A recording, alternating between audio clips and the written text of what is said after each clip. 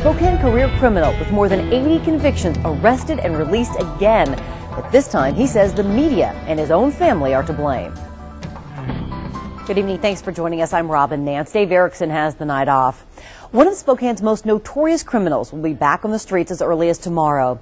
Eddie Ray Hall, who's been booked 82 times and has 10 felony convictions, was released from prison December 19th.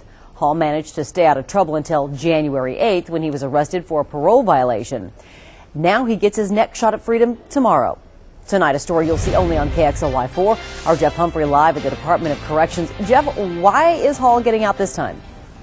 Well, Hall was rearrested earlier this month not because he had committed a new crime, but simply forgot to give his community supervisor officer a valid address. Today, Hall admitted his mistake but blamed the news media for his setback.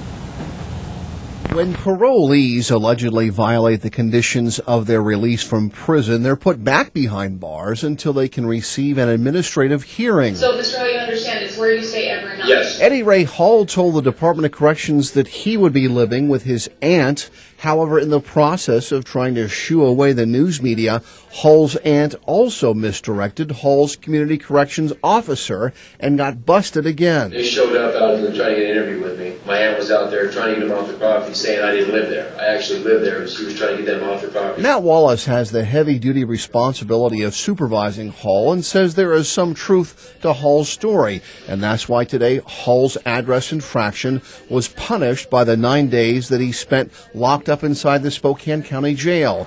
However, Hall will now have to show up at this Department of Corrections office early next week for drug tests and more counseling. He's on his way back to Spokane. Should we be concerned?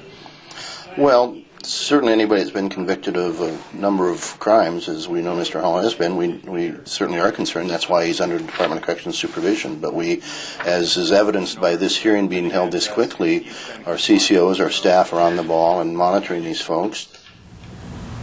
And what Hall doesn't know is that his CCO is putting this 40-year-old man on a curfew.